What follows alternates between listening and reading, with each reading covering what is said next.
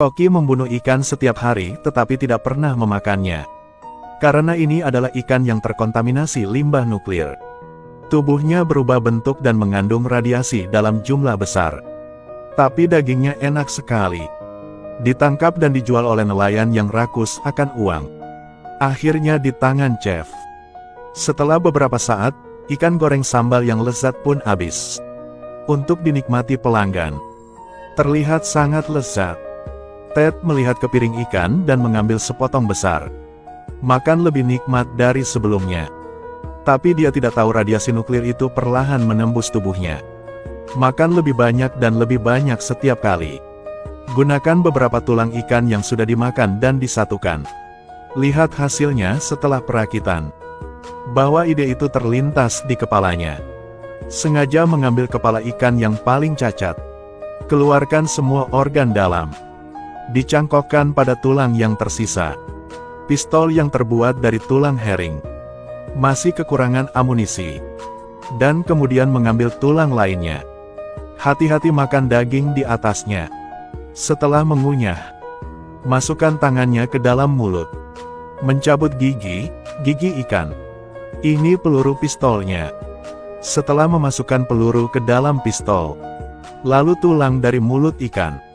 Inilah pemicunya. Pistol yang terbuat dari tulang herring berhasil. Sebuah pikiran jahat muncul di kepalanya. Ketika Koki hendak membayar tagihan, Ted mengangkat senjatanya dan mencoba menarik pelatuknya. Koki itu tiba-tiba tertembak di wajahnya. Dia marah sekali dengan parang dan menebasnya. Gadis tetangga melihat ini dan melemparkan semangkuk sup panas ke wajahnya. Wajahnya berangsur-angsur berubah bentuk dan matanya tidak bisa melihat apapun. Ted dengan cepat melepaskan tembakan lagi. Pukulan lurus di tengah wajah. Si juru masak terjatuh karena radiasi nuklir. Dan pistol Ted juga meneteskan darah segar ke tanah. Lisa melompat ke laut untuk memancing hiu tersebut. Membuat Anna di atas khawatir. Ketika itu mendekati mereka, Lisa memutuskan untuk berenang kembali ke rakit. Anna dengan cepat menarik jebakan itu ke bawah. Akhirnya batu itu jatuh menimpa kepalanya dan mati. Keduanya begitu bahagia berpelukan dan melompat-lompat. Anna tidak percaya temannya begitu berani. Saksikan hiu lain memakan jenisnya sendiri. Mereka menyadari bahayanya belum berakhir. Sekarang ada dua anak lagi yang harus ditangani. Tapi tidak ada lagi batu di tebing itu. Mereka harus mencari cara lain. Pistol ikan mengambang di sana. Dua orang punya ide masing-masing. Menemukan dua batu. Kemudian ambil darah dari lukanya dan oleskan. Lempar ke sisi lain untuk memancing hiu. Bau darah membuat mereka cepat berkumpul. Lisa melompat turun untuk mengambil pistolnya. Ketika dia kembali, salah satunya ditemukan. Jadi itu bergegas ke arahnya. Anna melihat temannya dalam bahaya. Buru-buru menariknya. Anna pun dengan gagah berani langsung terjun ke laut. Pisau menusuk hiu di bawah air.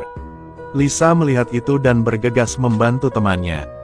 Digigit hiu di bagian paha. Melakukan serangan balik, menusuk matanya dengan belati dan melarikan diri.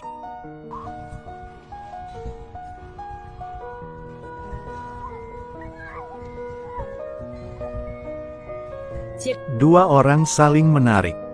Lisa bergegas mengobati luka temannya. Tapi lukanya terlalu parah. Harus segera diobati atau dia akan mati. Tak lama kemudian, Anna pingsan karena kelelahan. Lisa yang marah bersumpah akan membunuh ikan-ikan ini. Dia mengikat tali ke pistol ikan. Ikat lagi ujung lainnya ke rakit. Lalu duduk di tepi rakit. Aduk air untuk menarik mereka datang lagi. Hiu yang terprovokasi langsung menyerang. Lisa memutuskan untuk menembaknya di mulut. Melihatnya tersangkut tali, dia menuangkan bahan bakar ke bawahnya. Lalu gunakan penyembur api untuk membakarnya sampai mati. Melihat hiu itu kesakitan, dia sangat gembira. Namun tak disangka, ada orang lain yang mencoba menyeret Anna ke dalam air. Anna benar-benar belum selesai kali ini, tidak tahu harus berbuat apa. Manfaatkan kesempatan ini untuk melompat ke dalam air. Cepat berenang menuju kapal pesiar. Tunggu sampai hiu mengetahui, dia sudah berada di atas perahu. Itu menabrak dengan keras ke sisi perahu. Lisa ingin menyalakan perahu dan keluar dari sini. Tapi mesinnya rusak. Dia mengangkat radio dan meminta bantuan.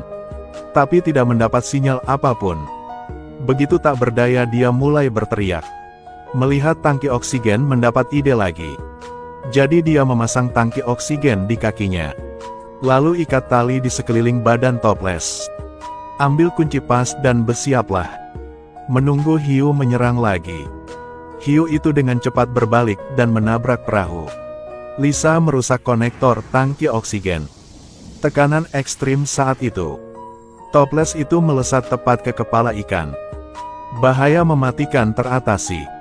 Pada akhirnya, berkat naluri bertahan hidupnya, dia menyingkirkannya.